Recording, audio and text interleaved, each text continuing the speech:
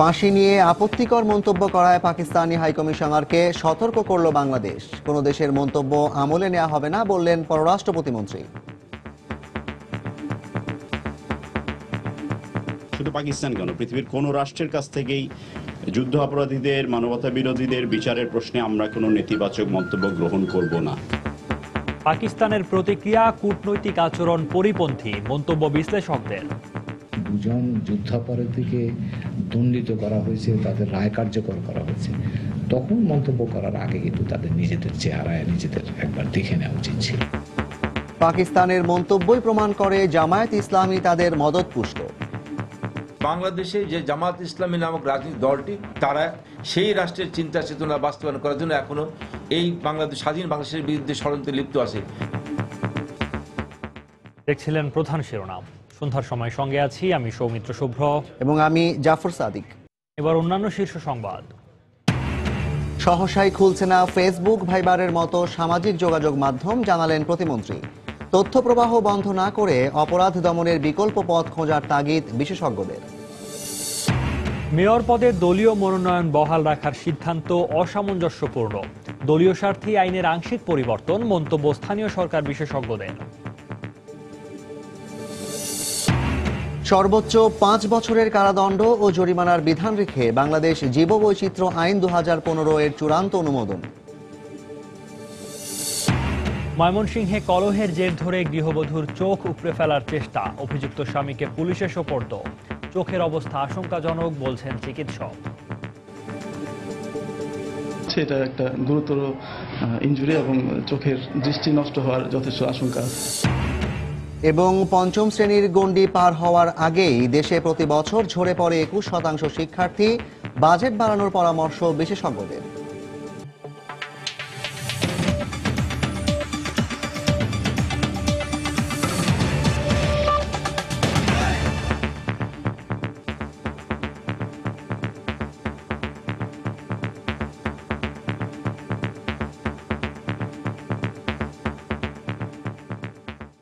ফাঁসির রায় নিয়ে আপত্তিকর মন্তব্য করায় পাকিস্তানি হাইকমিশনারকে ডেকে কড়া সতর্ক করল বাংলাদেশ। আগামীতে অভ্যন্তরীণ বিষয়ে মন্তব্য করা থেকে বিরত থাকতেও বলা হয়েছে। দুপুরে পাকিস্তানের হাইকমিশনার সুজা আলমকে রাষ্ট্রীয় অতিথি ভবন পদ্মায় ডেকে সতর্ক করা হয়। এদিকে পররাষ্ট্র প্রতিমন্ত্রী শাহরিয়ার আলম সাংবাদিকদের বলেন, যুদ্ধাপরাধীদের বিচারের ইস্যুতে পাকিস্তান কেন, কোনো দেশের মন্তব্যই আমলে নেওয়া হবে না। তিনি বলেন, পাকিস্তানের মন্তব্য কূটনৈতিক শিষ্টাচার বহির্ভূত। মুক্তিযুদ্ধে মানবতা বিরোধী অপরাধে রোববার প্রথম প্রহরে ফাঁসির রায় কার্যকর করা হয় বিএনপি নেতা সালাউদ্দিন কাদের চৌধুরী ও জামায়াত নেতা আলী আহসান মুজাহিদের। ওই দিনই পাকিস্তান পররাষ্ট্র মন্ত্রণালয় এক বিবৃতিতে এ ঘটনাকে দুঃখজনক বলে সমালোচনা করে। এ বক্তব্যের পরিপ্রেক্ষিতে সোমবার বিকেলে রাষ্ট্রীয় অতিথি ভবন পদ্মায় তলব করা হয় পাকিস্তানের হাই কমিশনার সুজা আলমকে। এ সময় 71-এর যুদ্ধাপরাধীদের সর্বশেষ ফাঁসির রায় কার্যকর করা ও দেশের অভ্যন্তরীণ বিষয় সম্পর্কে সমালোচনা করায় তীব্র প্রতিবাদ জানিয়ে তাকে সতর্ক করেন ভারপ্রাপ্ত পররাষ্ট্র সচিব মিজানুর রহমান। পরে পররাষ্ট্র মন্ত্রণালয়ে সাংবাদিকদের প্রশ্নের উত্তরে পররাষ্ট্র প্রতিমন্ত্রী শাহরিয়ার আলম বলেন, আগেও এ ধরনের মন্তব্য করায় পাকিস্তানি হাই কমিশনারকে সতর্ক করা হয়েছিল। আন্তর্জাতিক কূটনীতিক শিষ্টাচার বহির্ভূত কাজ তারা করেছেন। বাংলাদেশের আভ্যন্তরীণ একটি বিষয়ে তারা তাদের মতামত দিয়েছেন। তো সেটাই আমাদের অবস্থান পরিষ্কার করে জানিয়ে দেওয়ার জন্য পাকিস্তানের হাইকমিশনারকে আজকে আমরা ডেকে নিয়ে গিয়ে আমাদের অবস্থানগুলি ব্যাখ্যা করেছি। শুধু পাকিস্তান কেন, পৃথিবীর কোন রাষ্ট্রের কাছ থেকেই যুদ্ধ অপরাধীদের, মানবতা বিরোধীদের বিচারের প্রশ্নে আমরা কোনো নেতিবাচক মন্তব্য গ্রহণ করব না। যুদ্ধ অপরাধী জামাত নেতা কাদের মোল্লা ও কামারুজ্জামানের ফাঁসির রায় কার্যকরের পরেও একই ধরনের প্রতিক্রিয়া জানিয়েছিল পাকিস্তান। সেই সময় 2 দফায় পাকিস্তানের হাই কমিশনারকে ডেকে সতর্ক করেছিল পররাষ্ট্র মন্ত্রণালয়। যারা নিজেরা করতে পারে। শাতিলা শারমিন, সময় সংবাদ, ঢাকা। এদিকে শীর্ষ যুদ্ধাপরাধী সালাউদ্দিন কাদের ও মুজাহিদের ফাঁসির রায় কার্যকর নিয়ে পাকিস্তানের প্রতিক্রিয়া কূটনৈতিক আচরণের পরিপন্থী বলে মন্তব্য করেছেন বিশ্লেষকরা। ঢাকা বিশ্ববিদ্যালয়ের উপাচার্যের মতে, এ ধরনের মন্তব্য পাকিস্তানিদের 71-এর হিংস্র মনোভাবের প্রতিফলন। বাঙালি জাতির গৌরব আর অহংকারের কেন্দ্রবিন্দু ৭১-এর মহান মুক্তিযুদ্ধ। ৯ মাসের যে যুদ্ধে জাতি পেয়েছিল একটি পতাকা, একটি মানচিত্র, ৫৬,০০০ বর্গমাইলের একটি স্বাধীন দেশ বাংলাদেশ। সেই রক্তক্ষয়ী যুদ্ধে পাকিস্তানি হানাদার বাহিনী চালিয়েছিল নির্মম হত্যাযজ্ঞ। দেশের শ্রেষ্ঠ সন্তান, বুদ্ধিজীবী থেকে শুরু করে সাধারণ মানুষ, সংখ্যালঘু কেউই রেহাই পায়নি সেই হত্যাযজ্ঞ থেকে। আর নির্মম কাপুরুষোচিত সেই হত্যাযজ্ঞ বাস্তবায়নের অন্যতম প্রধান কারিগর ছিল যে দুজন, সেই সালাউদ্দিন কাদের চৌধুরী আর আলী হাসান মুজাহিদের দণ্ড কার্যকরে উদ্বেগ জানিয়েছে পাকিস্তান পররাষ্ট্র মন্ত্রণালয়। এমনকি কাদের মোল্লা ও কামারুজ্জামানের রায় কার্যকরের পরও একই ধরনের প্রতিক্রিয়া দিয়েছিল দেশটির সরকার। স্বাধীন বাংলাদেশের বিরুদ্ধে যারা অবস্থান নিয়েছিল তাদের যে বিচার প্রক্রিয়া, তাদের যে শাস্তি বিধান, এই বিষয়ে পাকিস্তান সরকারের কোনো কিছু বলার কোনো সুযোগই নাই। এই ধরনের কোনো অগ্রহণযোগ্য কার্যক্রমের সাথে যদি পাকিস্তান সরকার যুক্ত থাকে, পাকিস্তানের সাথে আমাদের দ্বিপক্ষীয় সম্পর্ক, কূটনৈতিক সম্পর্ক অব্যাহত থাকবে কিনা সেই বিষয়ে কিন্তু চিন্তা ভাবনা করার প্রয়োজন থাকবে। কূটনৈতিকদের মতে একটি স্বাধীন সার্বভৌম দেশের অভ্যন্তরীণ বিষয়ে পাকিস্তান কোনোভাবেই এ ধরনের মন্তব্য করতে পারে না। দক্ষিণ এশিয়ার দেশগুলো মিলে আঞ্চলিক সহযোগিতা বাড়ানোর যে পরিকল্পনা করছে, পাকিস্তানের এ ধরনের মন্তব্যে সেটিও বাধাগ্রস্ত হবে বলে মনে করেন তারা। তখন দুজন যুদ্ধাপরাধীকে দণ্ডিত করা হয়েছে, তাদের রায় কার্যকর করা হয়েছে, তখন মন্তব্য করার আগে কিন্তু তাদের নিজেদের চেহারায় নিজেদের একবার দেখে নেওয়া উচিত ছিল এবং সে বিষয়টা তাদের মনে রাখা উচিত। এবং তারা তাদের বক্তব্যে একটা জায়গায় বলেছে যে তারা রিকনসিলিয়েশনের চায়। তো রিকনসিলিয়েশনটা নিশ্চয়ই বাংলাদেশ থেকেও আমরা চাই, যে তখন যে ঘটনাগুলো ঘটেছে সেগুলোকে পেছনে ফেলে সামনে এগিয়ে যায়। কিন্তু তার একটা প্রধান শর্ত কিন্তু আছে, সেই শর্তটা হচ্ছে যে পাকিস্তান তখন রাষ্ট্র হিসাবে যে অপরাধ এখানে সংঘটিত হয়েছিল তার সাথে যে তাদের সংশ্লিষ্টতা ছিল, তার জন্য তারা কিন্তু অনুতপ্ত হতে হবে, তারা দুঃখ প্রকাশ করতে হবে, ক্ষমা চাইতে হবে। কয়েক বছর আগে বাংলাদেশে নিযুক্ত পাকিস্তানের ডেপুটি হাই কমিশনার ৭১-এর মুক্তিযুদ্ধ নিয়ে একই ধরনের মন্তব্য করায় তাকে বাংলাদেশ ত্যাগে বাধ্য করা হয়েছিল। খান মোহাম্মদ রুমেল, সময় সংবাদ, ঢাকা। এদিকে আওয়ামী লীগের যুগ্ম সাধারণ সম্পাদক মাহবুবুল আলম হানিফ মন্তব্য করেছেন, দুই যুদ্ধাপরাধীর রায় কার্যকর হওয়ার পর পাকিস্তান ও দেশটির রাজনৈতিক দল জামায়াত ইসলামীর ক্ষোভ প্রকাশে প্রমাণ হয় বাংলাদেশের জামায়াত ইসলামী পাকিস্তানি ভাবধারায় রাজনীতি ও ষড়যন্ত্রে লিপ্ত রয়েছে। দুপুরে রাজধানী ধানমন্ডিতে দলীয় সভানেত্রীর কার্যালয়ে সাংবাদিকদের তিনি এসব কথা বলেন। এ সময় তিনি জামায়াতকে দ্রুত নিষিদ্ধ করার ব্যাপারেও আশা প্রকাশ করেন। এই দণ্ড কার্যকর হওয়ার পরে পাকিস্তানের সরকারের পক্ষ থেকে এর প্রতিবাদ বা এর ক্ষোভ জানিয়েছেন, দুঃখ প্রকাশ করেছেন। গতকাল কি জামাত ইসলামের আমির উনি যেটা বক্তব্য দিয়েছেন, উনি বলেছেন যে ৭১ সালে জামাত ইসলামী যে পাকিস্তানের পক্ষে ছিল, সেই জামাত ইসলামী স্বাধীন দেশ হওয়ার পরও এখনও তারা পাকিস্তানের আদর্শ এবং ভাবধারা নিয়ে চলছে। এর মধ্যে দিয়ে প্রমাণ হয় যে বাংলাদেশে যে জামাত ইসলামী নামক রাজনৈতিক দলটি, তারা এই বাংলাদেশে তারা পাকিস্তানের আদর্শ, পাকিস্তানের চিন্তা চেতনা ভাবধারা নিয়ে রাজনীতি করছেন। স্বাধীন বাংলাদেশের বিরুদ্ধে ষড়যন্ত্রে লিপ্ত আছে। এই দলটি যত দ্রুত নিষিদ্ধ হবে ততই দেশের জন্য মঙ্গল। সহসাই খুলছে না ফেসবুক, ভাইবারের মতো সামাজিক যোগাযোগ মাধ্যমগুলো। টেলিযোগাযোগ প্রতিমন্ত্রী তারানা হালিম বলেছেন, জনসাধারণের নিরাপত্তার কথা মাথায় রেখে এখনো বন্ধ রাখা হয়েছে এই সাইটগুলো। তিনি জানিয়েছেন, এই বিষয়ে স্বরাষ্ট্র মন্ত্রণালয়ের নির্দেশনা পেলেই খুলে দেওয়া হবে সামাজিক যোগাযোগের এই মাধ্যমগুলো। তবে দীর্ঘদিন ধরে সামাজিক যোগাযোগ মাধ্যমগুলো বন্ধ না রেখে অপরাধ দমনের বিকল্প পথ খোঁজার তাগিদ দিলেন বিশেষজ্ঞরা। বাংলাদেশে ইন্টারনেটের সামাজিক যোগাযোগ মাধ্যম ব্যবহার করেন প্রায় ২ কোটি মানুষ। এর মধ্যে অধিকাংশেরই প্রথম পছন্দ ফেসবুক। জনপ্রিয়তা রয়েছে হোয়াটসঅ্যাপ, ভাইবারের মতো মাধ্যমগুলোরও। তবে গত কয়েকদিন ধরে বন্ধ থাকায় এসব ব্যবহারকারীদের মধ্যে রয়েছে এক ধরনের অস্বস্তি। সেই সঙ্গে প্রশ্ন, কবে খুলে দেয়া হচ্ছে এসব? জানতে চাইলে ডাক ও টেলিযোগাযোগ মন্ত্রী বলেন, এক্ষেত্রে দেশের নিরাপত্তা নিশ্চিত করার উপর গুরুত্ব দেয়া হচ্ছে সবচেয়ে বেশি। যতক্ষণ পর্যন্ত আমরা মনে করব যে আমাদের বেশিরভাগ মানুষ নিরাপদ হয়েছেন, সেই সময়টিতে আমার নির্দেশনা আসলে আমি এটা খুলে দেবো। স্বরাষ্ট্র মন্ত্রণালয় থেকে যখন বলবে যে সামাজিক যোগাযোগ মাধ্যমগুলো আপনারা খুলে দিতে পারেন, আমরা তখনই খুলে দেবো। তারানা হালিম মনে করেন, গত কয়েকদিনের রাজনৈতিক অস্থিরতায় এসব মাধ্যম বন্ধ রাখার কারণে আইন শৃঙ্খলা রক্ষায় সুফল পাওয়া গেছে। এখন পরিস্থিতি অনেক নিয়ন্ত্রণে আছে। এই নিয়ন্ত্রণের ক্ষেত্রে এই সামাজিক যোগাযোগ মাধ্যমগুলো ব্যবহার করার যদি 10 ভাগও ভূমিকা থাকে, তাহলেও আমি মনে করি যে জনগণের স্বতঃস্ফূর্ততা এই ক্ষেত্রে ধন্যবাদ পাওয়ার যোগ্য। গুজব যখন ছড়িয়ে যায় সেখানে যে কে কখন কোথায় কি করে বসে সেটা কিন্তু বলা মুশকিল। আপাতত এরকম বলা যেতেই পারে যে বন্ধ রাখাটা কিছুটা হলেও হয়তো সেখানে কন্ট্রিবিউট করেছে। তবে দীর্ঘ সময় এসব সোশ্যাল নেটওয়ার্ক বন্ধ রাখা অবাধ তথ্য প্রবাহের ক্ষেত্রে মঙ্গলজনক নয় বলে মত এই যোগাযোগ বিশেষজ্ঞের। ব্যবসা বাণিজ্য থেকে শুরু করে শিক্ষা ক্ষেত্র বা অন্যান্য ক্ষেত্রে যে অনেকেই হয়তো সাফার করছে, সরকারও হয়তো রেভিনিউ হারাচ্ছে। For the time being greater বেনিফিটের কারণে হয়তো সেগুলোকে মেনে নেওয়া হচ্ছে, কিন্তু খুব লম্বা সময় যদি এগুলোকে আবার বন্ধ রাখা হয় তাহলে সেটা কিন্তু আবার জনগণ বা ইউজার যারা আছে তারা কিন্তু বিভিন্নভাবে ক্ষতিগ্রস্ত হবে। ইন্টারনেট সেবাদানকারী প্রতিষ্ঠানগুলোর সংগঠন আইএসপিবি এর মতে সামাজিক যোগাযোগ মাধ্যম বন্ধ হয়ে যাওয়ায় ব্যান্ডউইথের ব্যবহার কমে গেছে 50%, আর মোবাইল অপারেটরদের মাধ্যমে প্রতিদিন 450 টেরাবাইটের পরিবর্তে ব্যান্ডউইথের ব্যবহার হচ্ছে 300 টেরাবাইট। শাহ আলী জয়, সময় সংবাদ, ঢাকা। আসন্ন পৌরসভা নির্বাচনে কাউন্সিলরদের দলীয় মনোনয়নের বিধানকে সংশোধিত আইনে বাদ দেয়া হলেও মেয়র পদে বহাল রাখার সিদ্ধান্তকে অসামঞ্জস্যপূর্ণ বলে মন্তব্য করেছেন স্থানীয় সরকার বিশেষজ্ঞরা। তাদের মতে এই স্বল্প সময়ে কাউন্সিলর পর্যায়ে দলীয় মনোনয়ন দেয়া সরকারের পক্ষে কঠিন হবে বিধায় নিজেদের স্বার্থেই আইনে আংশিক পরিবর্তনের সিদ্ধান্ত নেওয়া হয়েছে। তামিম হাসানের রিপোর্ট। গত 2রা নভেম্বর স্থানীয় সরকার অধ্যাদেশ জারির 2 সপ্তাহের মাথায় তা রহিত করে আইনে সংশোধন করা হয়। প্রথমে স্থানীয় সরকার নির্বাচনের সকল পর্যায়ে দলীয় মনোনয়নের ভিত্তিতে অনুষ্ঠানের বিধান রেখে পরিবর্তিত আইন সংসদে প্রস্তাব করা হয়। পরবর্তীতে তা আবারও পরিবর্তন করে কাউন্সিলর ও অন্যান্য সদস্যদের মনোনয়ন নির্দলীয় রেখে বিলটি অধিকতর যাচাইয়ের জন্য সংশ্লিষ্ট মন্ত্রণালয় সম্পর্কিত সংসদীয় স্থায়ী কমিটিতে পাঠানো হয়। বিশ্লেষকরা বলছেন, জনগণের কোনো স্বার্থ ছাড়াই বিষয়টি নিয়ে সরকার জলঘোলা করছে।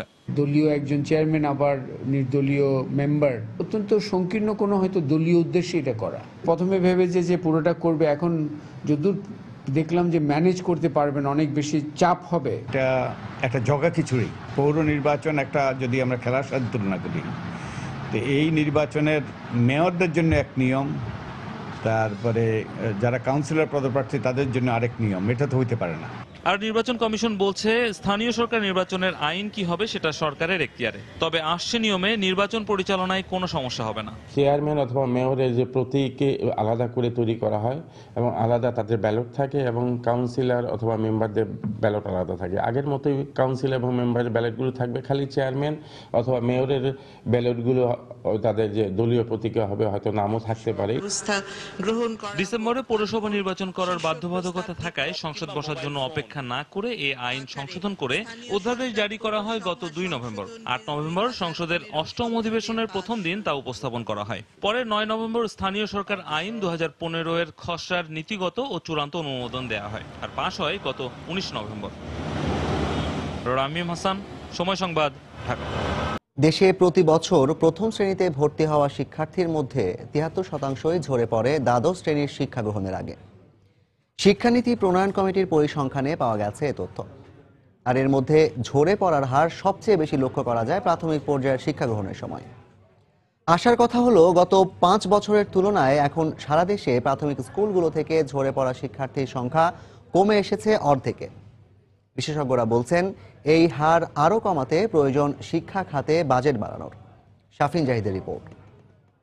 আমার বাবা মা আমার 5 পর্যন্ত অনেক কষ্ট করে পড়াইছে, আর পারতেছে না এরা খরচ দিয়ে পড়াইতে। কতটা কষ্টে চোখের পানি এভাবে ঝরে পড়ে সেটা হয়তো পাপিয়াই জানে। আমার অনেক ইচ্ছে আমি লেখাপড়া করব। লেখাপড়া করে মানুষের পাশে দাঁড়ানোর প্রত্যয় ছিল তার মধ্যে। ক্লাসের সবচেয়ে মেধাবী ছাত্রী হলেও তার পাশে দাঁড়ায়নি কেউ। ফলে প্রাথমিক পর্যায়ের শিক্ষা গ্রহণের আগেই ঝরে পড়তে হয়েছে তাকে।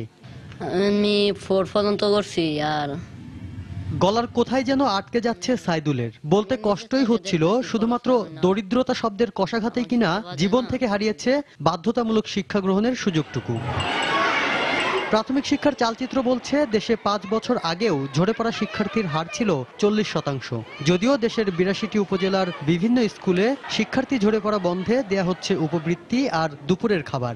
এতে ঝরে পড়ার হার কমলেও এখনো প্রতি বছর প্রাথমিক শিক্ষার গণ্ডি পার করতে পারে না 21% শিক্ষার্থী। এই যে ধরে রাখতে পারে না, এটার কিন্তু কারণ যে আমাদের বিদ্যালয়ের কারণে বা শিক্ষকদের কারণে বা আমাদের আগ্রহের কমে তা কিন্তু নয়। আমাদের হয়তো কিছুটা এখনো আছে আন্তরিকতার ভাবে, এবং আমরা চেষ্টা করলে আরো হয়তো 2-3% কমাতে পারবো। স্কুলগুলোতে শিক্ষার্থীদের উপস্থিতির হার বাড়াতে হলে সবথেকে বড় ভূমিকা পালন করতে হবে পরিবারে মায়েদেরকেই।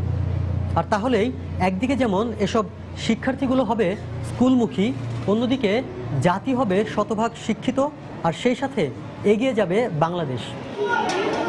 শিক্ষাবিদরা বলছেন, দেশে প্রাথমিক পর্যায়ের স্কুল থেকে ঝরে পড়ার হার সবচেয়ে বেশি দেখা যায় বিশেষ বিশেষ জনগোষ্ঠী, প্রত্যন্ত অঞ্চল আর অতি দরিদ্রদের মধ্যে। সরকার অঙ্গীকার করছেন সব শিশুকে স্কুলে আনবেন, থাকবেন এবং মানসম্মত শিক্ষা দেবেন। তার জন্য যে পর্যাপ্ত বিনিয়োগটা করা দরকার, এখানে কোনো ধরনের বোধহয় সমঝোতা করা বা কোনো ধরনের ছাড় দেওয়া সরকারের উচিত নয়। তারা বলছেন, শিক্ষার্থী ঝরে পড়ার ঘটনা প্রথম শ্রেণীতে ভর্তির পরপর শুরু হলেও চতুর্থ শ্রেণীতে গিয়ে তা ধারণ করে প্রকট আকারে। শাফিন জাহিদ, সময় সংবাদ, নরসিংদী। সন্ধ্যার সময় আরো থাকছে। চট্টগ্রামে জোড়া খুনের মামলায় যুবলীগ ও ছাত্রলীগ নেতা সহ ৬২ জনের বিরুদ্ধে চার্জশিট, অভিযোগ থেকে অব্যাহতি ২৫ জনের। এবং বিদেশি ক্রিকেটার ইস্যুতে জটিল হয়ে ওঠা ম্যাচে সিলেট সুপারস্টার্সকে ১ রানে হারিয়ে নাটকীয় জয় পেয়েছে চিটাগাং ভাইকিংস। অপর ম্যাচে রংপুরের প্রতিপক্ষ বরিশাল। বাংলাদেশ জীববৈচিত্র্য আইন ২০১৫ এর চূড়ান্ত অনুমোদন দিয়েছে মন্ত্রিসভা। সকালে সচিবালয়ে প্রধানমন্ত্রী শেখ হাসিনার সভাপতিত্বে মন্ত্রিসভার নিয়মিত সাপ্তাহিক বৈঠকে এই অনুমোদন দেয়া হয়। আইন অমান্যকারী সর্বোচ্চ ৫ বছর কারাদণ্ড অথবা ১০ লাখ টাকা পর্যন্ত অর্থদণ্ড বা উভয় দণ্ডে দণ্ডিত হবেন বলেও আইনে উল্লেখ করা হয়। এ সময় গুণগত মান, পণ্য ও সেবা নীতি ২০১৫ এর খসড়ার নীতিগত অনুমোদন দিয়েছে মন্ত্রিসভা। এর আগে সকাল ১০টায় শুরু হয় মন্ত্রিসভার বৈঠক। সেখানে উপস্থিত ছিলেন অর্থমন্ত্রী আবুল মাল আব্দুল মুহিত, শিল্পমন্ত্রী আমির হোসেন আমু, বাণিজ্যমন্ত্রী তোফায়েল আহমেদ সহ মন্ত্রিসভার সদস্যরা। বৈঠক শেষে সাংবাদিকদের এই কথা জানান মন্ত্রিপরিষদ সচিব মোহাম্মদ শফিউল আলম।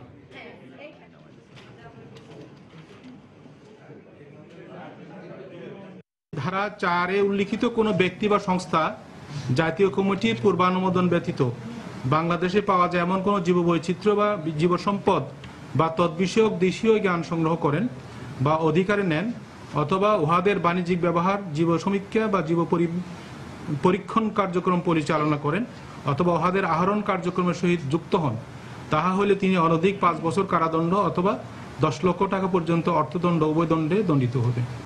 জাতীয় সংসদের উপনেতা সৈয়দা সাজেদা চৌধুরীর স্বামী মুক্তিযোদ্ধা গোলাম আকবর চৌধুরীর মৃত্যুতে শোক জানিয়েছেন প্রধানমন্ত্রী শেখ হাসিনা। সকাল ১০টায় চিকিৎসাধীন অবস্থায় বঙ্গবন্ধু শেখ মুজিব মেডিকেল কলেজ হাসপাতালে মারা যান তিনি। এদিকে শোকার্ত পরিবারকে সান্ত্বনা দিতে দুপুরে গুলশানে সৈয়দা সাজেদা চৌধুরীর বাসায় যান প্রধানমন্ত্রী শেখ হাসিনা। এ সময় তিনি গোলাম আকবর চৌধুরীর বিদেহী আত্মার মাগফিরাত কামনা করেন ও পরিবারের সদস্যদের সাথে কিছু সময় কাটান। পরে এক শোক বার্তায় প্রধানমন্ত্রী জানান, বঙ্গবন্ধুকে সপরিবারে হত্যার পর দুঃসময়ে তিনি আওয়ামী লীগের প্রকৃত বন্ধু হিসেবে সাহসিকতাপূর্ণ ভূমিকা রেখেছিলেন।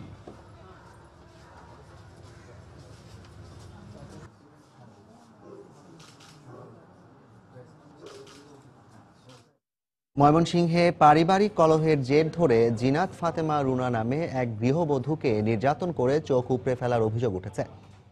ওই গৃহবধূ ময়মনসিংহ মেডিকেলে চিকিৎসাধীন রয়েছেন। এদিকে অভিযুক্ত স্বামীকে আটকের পর সোপর্দ করা হয়েছে পুলিশে।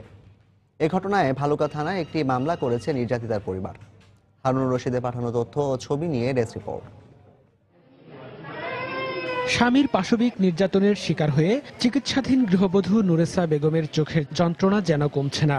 স্বজনদের অভিযোগ, পারিবারিক কলহের জের ধরে রোববার স্ত্রী জিনাত ফাতেমা রুনাকে মারধর করে ময়মনসিংহের ভালুকা উপজেলার ঘাদুমিয়া গ্রামের বাসিন্দা বুলবুল আহমেদ রাজু। মারধরের এক পর্যায়ে তার চোখ উপড়ে ফেলারও চেষ্টা করে সে। ছেলের বাবার দুই সংসার, তাদের আর্থিক হিসাব নিকাশ সম্পদ নিয়ে, তাদের বাটবাটোরা নিয়ে, তাদের মধ্যে রেশারেশি, এইগুলি নিয়ে আমার বোন নির্যাতিত হয়ে আসছে মানসিকভাবে। এখন আমার বোন পঙ্গু হয়ে যাওয়ার অবস্থা। নির্যাতনের এক পর্যায়ে রুনাকে উদ্ধার করে প্রথমে ভালুকা উপজেলা স্বাস্থ্য কমপ্লেক্সে ও পরে ময়মনসিংহ মেডিকেল কলেজ হাসপাতালে ভর্তি করে প্রতিবেশীরা। চিকিৎসকরা বলছেন, রুনার ডান চোখের আঘাত গুরুতর। বিজ ক্যানালটোসোনোগ্রাম একটা পরীক্ষা আছে, যেটা ওদিকে চোখের পেছনের অংশটা দেখা যায়। এটা করার জন্য অ্যাডভাইস করছি। এই রিপোর্টটা আসলে আমরা কনফার্ম করে বলতে পারবো। তবে প্রাথমিকভাবে মনে হচ্ছে এটা একটা গুরুতর ইনজুরি এবং চোখের দৃষ্টি নষ্ট হওয়ার যথেষ্ট আশঙ্কা আছে। এদিকে ঘটনার পরে স্থানীয়দের সহযোগিতায় অভিযুক্ত রাজুকে আটক করে পুলিশে সোপর্দ করে তার বাবা। আমার ছেলে যখন চোখ আঘাত করছে, আঘাত করার পরে আমি তার আইনের মধ্যে আমি পুলিশে ফোন দেয়, আনায়া পরে আমি তারা আইনে দিয়ে দিছি আইনে যাওয়া। এ ঘটনায় সোমবার সকালে ভালুকা থানায় বুলবুল আহমেদ রাজুকে আসামি করে একটি মামলা দায়ের করে নির্যাতিতার পরিবার।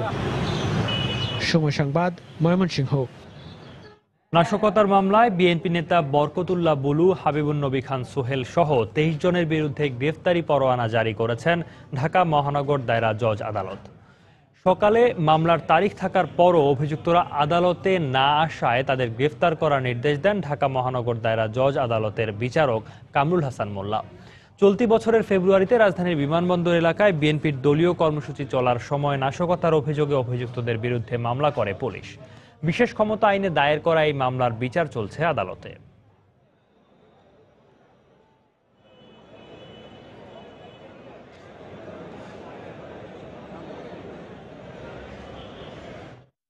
চট্টগ্রামে রেলওয়ে টেন্ডার নিয়ে জোড়া খুনের মামলায় ৬২ জনকে অভিযুক্ত করে আদালতে চার্জশিট দিয়েছে গোয়েন্দা পুলিশ। এদের মধ্যে যুবলীগ নেতা হেলাল আকবর চৌধুরী এবং ছাত্রলীগ নেতা সাইফুল আলম লিমনের নামও অন্তর্ভুক্ত রয়েছে।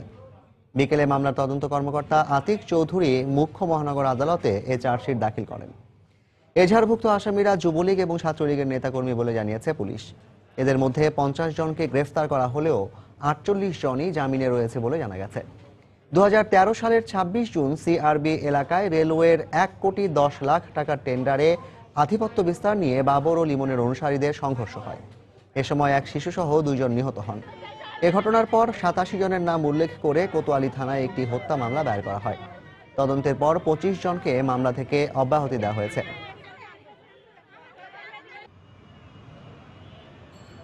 দুটি পক্ষের সংঘর্ষের প্রেক্ষিতে 2 জন নিহত হয়েছিল। সেই ঘটনাটি তদন্ত শেষ হয়েছে এবং অভিযোগপত্র প্রস্তুত করা হয়েছে। এখানে মোট আসামি ছিল 87 জন। সেখান থেকে মোট 62 জনের নামে অভিযোগপত্র তৈরি করা হয়েছে এবং সেই অভিযোগপত্রে 37 জনকে সাক্ষী করা হয়েছে। জলবায়ু পরিবর্তন বিবেচনায় না নেওয়া হলে 2014 থেকে 2050 সালের মধ্যে শুধুমাত্র জলাবদ্ধতার কারণে ঢাকা শহরের 11,000 কোটি টাকার ক্ষতি হবে বলে প্রতিবেদন প্রকাশ করেছে বিশ্বব্যাংক। জলবায়ু পরিবর্তন এবং প্রাকৃতিক দুর্যোগের ঝুঁকি মোকাবেলায় ঢাকা ও এর আশপাশের এলাকার সক্ষমতা শীর্ষক প্রকাশিত প্রতিবেদনে এমন তথ্য উপস্থাপন করা হয়েছে। সকালে রাজধানীর আগারগাঁওয়ে বিশ্ব ব্যাংকের ঢাকা অফিসে এই প্রতিবেদন প্রকাশ উপলক্ষে এক অনুষ্ঠানের আয়োজন করা হয়। অনুষ্ঠানে উপস্থিত ছিলেন ঢাকা উত্তর সিটি কর্পোরেশনের মেয়র আনিসুল হক, বিশ্বব্যাংক বাংলাদেশের ভারপ্রাপ্ত প্রধান ক্রিস্টিন কেমস, পরিবেশ বিষয়ক প্রধান অর্থনীতিবিদ ডক্টর সুস্মিতা দাশগুপ্ত সহ অন্যরা। এ সময় উত্তরের সিটি মেয়র আনিসুল হক জানান, 25 ডিসেম্বরের মধ্যে ঢাকা শহর বিলবোর্ড মুক্ত হবে। Clean or green Dhaka, we have almost taken out 20,000 billboards.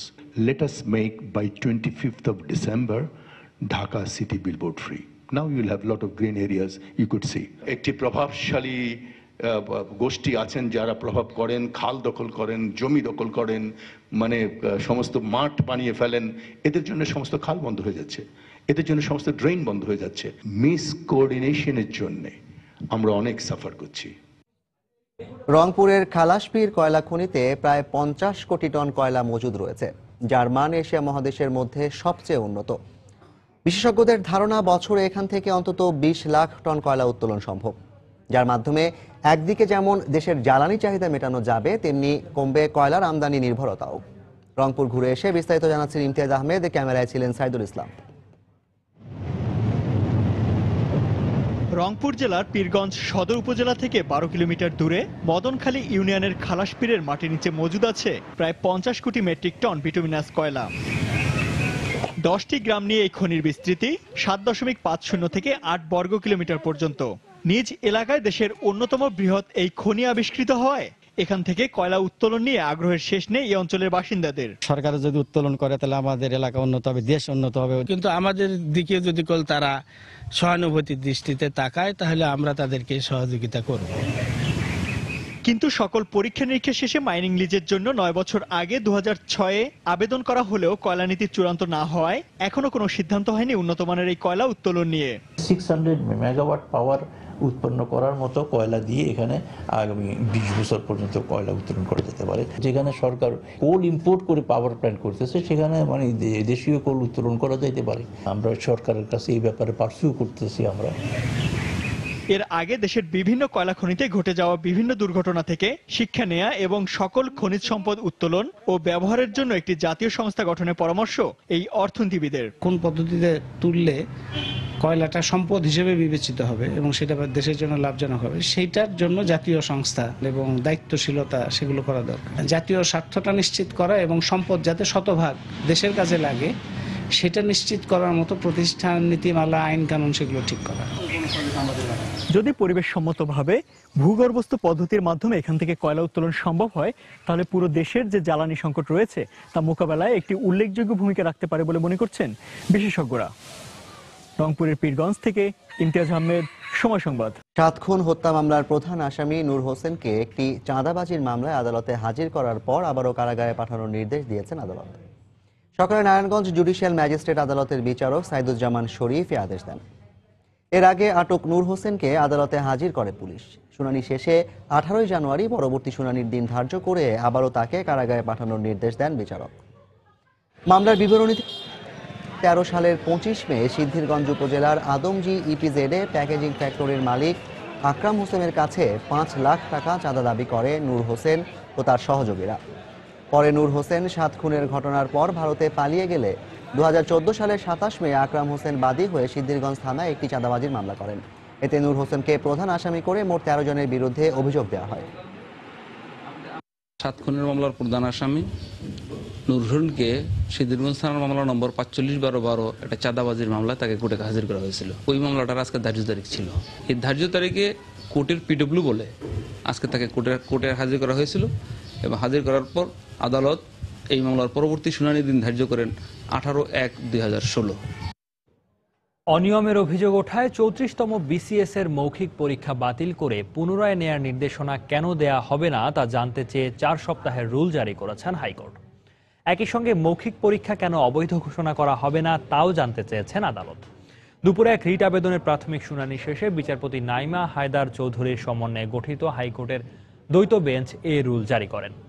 আগামী 4 সপ্তাহের মধ্যে পাবলিক সার্ভিস কমিশনের চেয়ারম্যান, শিক্ষা সচিব সহ সংশ্লিষ্ট 9 জনকে এই রুলের জবাব দিতে বলা হয়েছে। 34তম বিসিএস পরীক্ষার মাধ্যমে 2159 জনকে বিভিন্ন ক্যাডারের নিয়োগে গত 30 আগস্ট সুপারিশ করেন পাবলিক সার্ভিস কমিশন।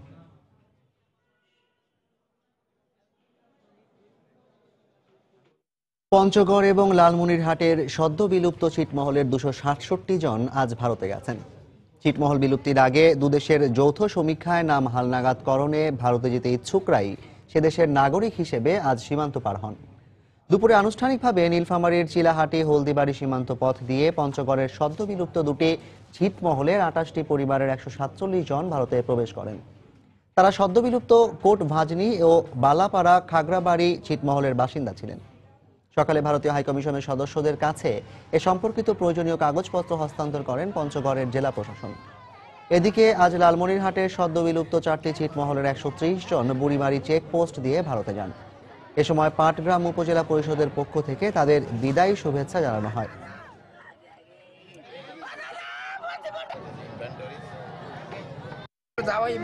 ভারতে চলে গেল, সেই মিলিয়ে আমাকে খুব খারাপ লাগছে। ভাই বোন আছে, মাসি আছে, একসাথে খেলাধুলা করছি, খাইছি, অসুখ বসুগুলো দেখা হবে না। মৌলভীবাজার 3 আসনের উপনির্বাচনে কোনো প্রার্থী না থাকায় বিনা প্রতিদ্বন্দ্বিতায় নির্বাচিত হয়েছেন আওয়ামী লীগ প্রার্থী সৈয়দা সায়রা হোসেন। তিনি সাবেক সমাজ কল্যাণ মন্ত্রী সৈয়দ মহসিন আলীর স্ত্রী। দুপুরে জেলা নির্বাচন অফিসে রিটার্নিং অফিসার SM এজাহারুল হক এক প্রেস ব্রিফিংয়ের মাধ্যমে এই ঘোষণা দেন। এর আগে গত 11 নভেম্বর মৌলভীবাজার 3 আসনের উপনির্বাচনে প্রার্থিতার জন্য মনোনয়নপত্র জমা দেন 5 জন। পরে যাচাই বাছাইয়ের পর ত্রুটিপূর্ণ হওয়ায় 4 জনের মনোনয়নপত্র বাতিল করে দেন জেলা রিটার্নিং অফিসার। গত 14 সেপ্টেম্বর সমাজ কল্যাণ মন্ত্রী সৈয়দ মহসিন আলীর মৃত্যুর পর এই আসনটি শূন্য ঘোষণা করে নির্বাচন কমিশন। জাতীয় সংসদের 237 মৌলভীবাজার 3 নির্বাচনী এলাকার শূন্য আসনের নির্বাচনে বেগম সৈয়দা সায়রা মহসিন, স্বামী মৃত সৈয়দ মহসিন আলী একমাত্র প্রতিদ্বন্দ্বী প্রার্থী থাকায় গণপ্রতিনিধিত্ব আদেশ 1972-এর 19 অনুচ্ছেদের 1 দফা অনুযায়ী বিনা প্রতিদ্বন্দ্বিতা নির্বাচিত ঘোষণা করিলাম। সোমবার রাজ্যের সাঞ্জিচাঁদ থেকে ফেরার পথে কাটরা এলাকায় এই দুর্ঘটনা ঘটে। এনডিটিভি জানায়, হেলিকপ্টারটি উড্ডয়নের পর এর পাখায় হঠাৎ আগুন ধরে গেলে পাইলট এটিকে একটি খোলা জায়গায় অবতরণের চেষ্টা করলে বিধ্বস্ত হয় হেলিকপ্টারটি। প্রাথমিকভাবে ঘন কুয়াশার কারণে হেলিকপ্টারটি বিধ্বস্ত হয়েছে বলে জানানো হলেও পরবর্তীতে যান্ত্রিক ত্রুটির কারণেই এই দুর্ঘটনা ঘটেছে বলে জানায় কর্তৃপক্ষ। দুর্ঘটনাস্থল থেকে এরই মধ্যে নিহতদের লাশ উদ্ধার করা হয়েছে।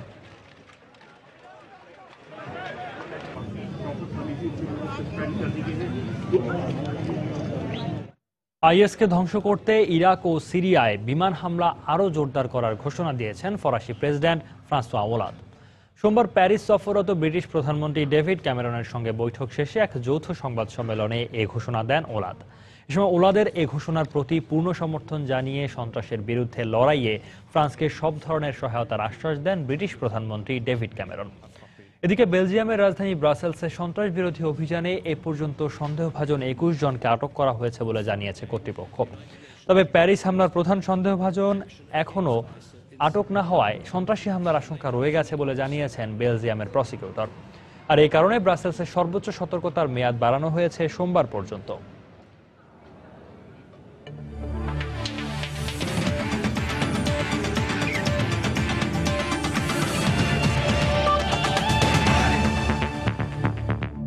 বাংলাদেশ প্রিমিয়ার লিগ বিপিএল এর খবর। দিনের প্রথম ম্যাচটি নির্ধারিত সময়ের পরে শুরু হওয়ায় দ্বিতীয় ম্যাচটি শুরু হয় 15 মিনিট পর সন্ধ্যা 7টায়। শুরুতে রংপুর রাইডার্স টস জিতে প্রথমে ব্যাট করতে পাঠায় বরিশাল বুলসকে।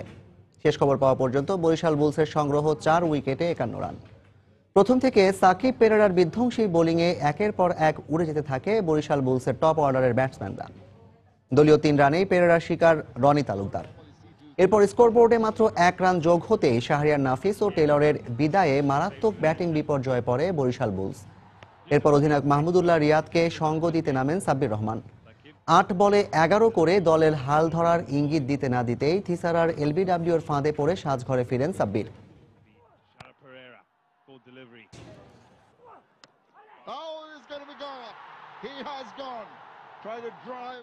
বিপিএলে দিনের শ্বাসরুদ্ধকর প্রথম ম্যাচে সিলেট সুপারস্টার্সকে মাত্র 1 রানে হারিয়ে আসরে নিজেদের প্রথম জয় পেয়েছে চিটাগাং ভাইকিংস।